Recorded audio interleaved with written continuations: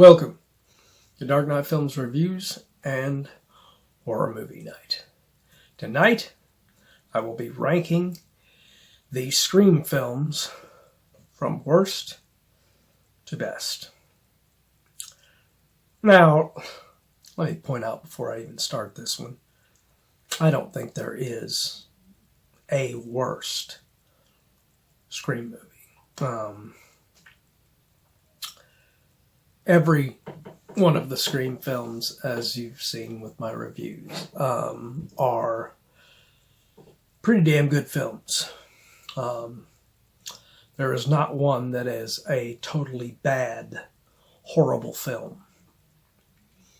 So keep that in mind as I go through this list. So, let's start. Beginning with number 6, I have Scream 4 from 2011. Now, Scream 4 had one of the worst openings out of Scream history. The whole fake out, then fake out opening. You know, a double fake out, and then when you finally get to the actual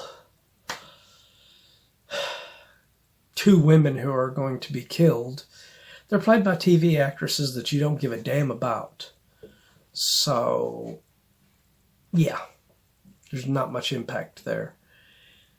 And the reveal that Jill is the killer and Charlie is her partner is very underwhelming. Jill, it could have worked if they would have let her survive, but they did not. They decided to extend it out past its expiration date and ruined the ending. So, yeah, bad opening and lackluster ending hurts this one, and that's why it's number 6. So number 5 on my list is Scream 3 from 2000.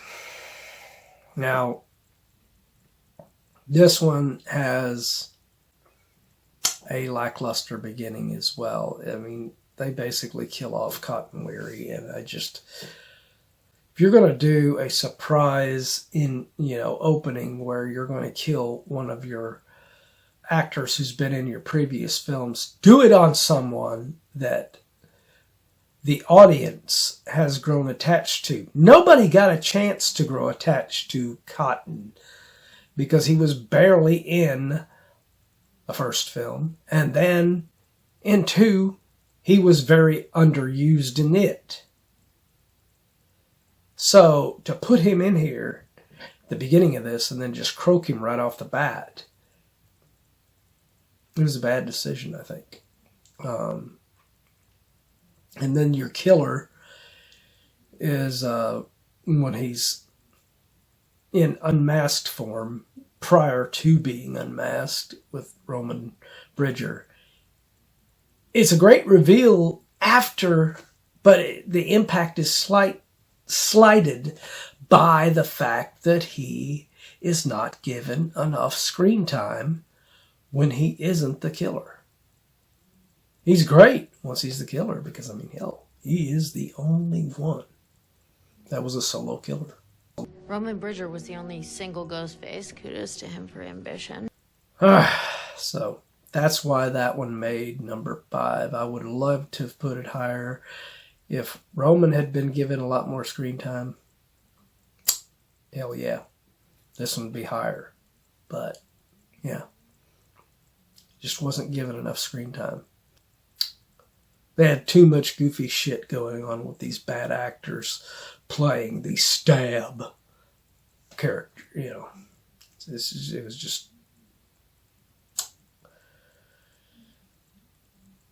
Alright, so coming in at number 4, we have Scream from 2022. Now, it pains me to do this to this one because I love the opening to this one. I think this one has the best opening in the series because it catches you off guard. Jenna Ortega's character is not killed off in the opening moments like you are led to believe. And it does something that you're not expecting, and that is what's good. That's what they should have did with Scream 4. Did something unexpected and had Jill survive if you're going to make her the killer. In this, they did open it, and they let Jenna Ortega live. And it was better for it. I just wish they had not went with Richie and Amber in this thing as the final reveals of the killers. Very weak reveal. With Richie, it was obvious.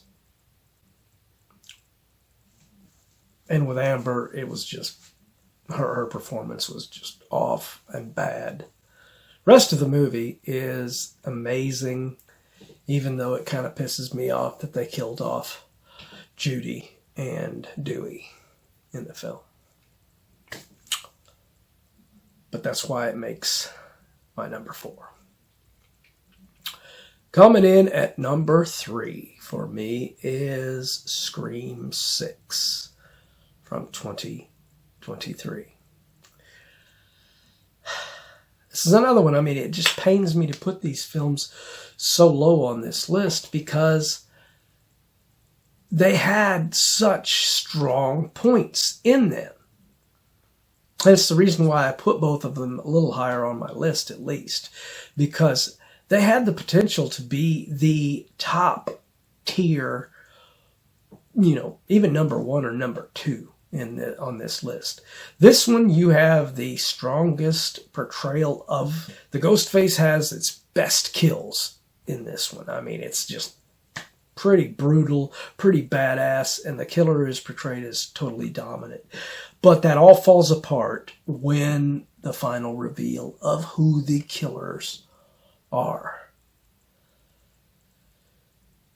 It just does not work, as I said in my review last week. And since that's probably fresh on your minds, I'm not going to go over the ending again. But, damn it. This film had the potential to be the best horror film of this year. And the ending just hurt it really badly. All right. Coming in at number 2, we have Scream from 1996. Now, Scream was almost a perfect film, almost a perfect slasher film. I mean, it has great performances all throughout it. It has a great opening with the Casey Becker character. Drew Barrymore is amazing in that opening. One of the best openings ever. And, of course, you have a really strong ending with the reveal of Billy and Stu. Now, Stu isn't so much as strong as Billy as a killer, but he's better than some of these sequels, for sure. So, yeah, this one you have a super strong cast. The only one that's weak out of the main 3 cast members in this one, between Dewey, Gale, and Sydney, is Dewey. Dewey is just really goofy in this one, and that's probably why it brings this one a little bit further down. And the same way with Jamie Kennedy as Randy Meeks. All right, so process of elimination. You already know what my number 1 is. My number 1 is Scream 2 from 1997. Scream 2, this is the epitome of making a sequel and doing it better than the original. And not just recycling the same shit that we saw in that first film. This film puts it in a different location in the college, and it, you know, really does some really good things with the killer.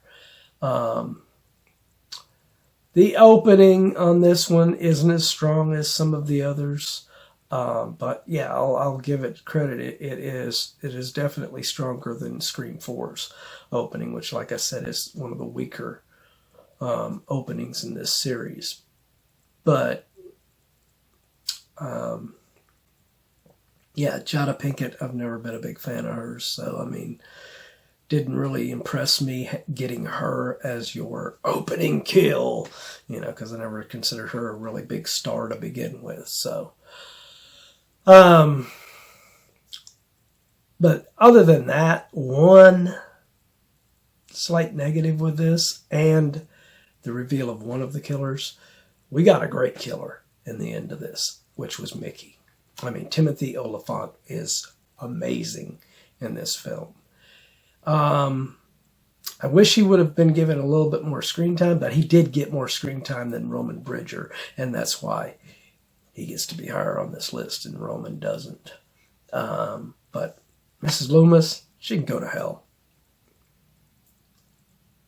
That character was shit, and she was played like shit. I did not like that character, and I didn't like that performance at all. I'm sorry. But like I said, all of these films, I mean, there's not one of these films in the Scream series that is bad. There are points where I have negatives on each one. None of them are going to be absolutely, totally the best of all time. But Scream 2 made the less amount of mistakes, with the exception of the Mrs. Loomis part. So, what do you guys think? Do you agree with my rankings of these films? Let me know in the comments down below. Where do you rank these 6 Scream films?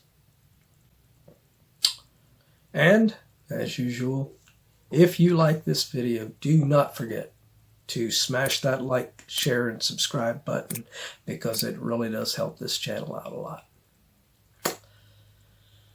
Alright, it's the end of another horror movie night. I hope you will join me tomorrow for another actor spotlight on Dark Knight Films Night. Hope to see you then. Thanks for watching.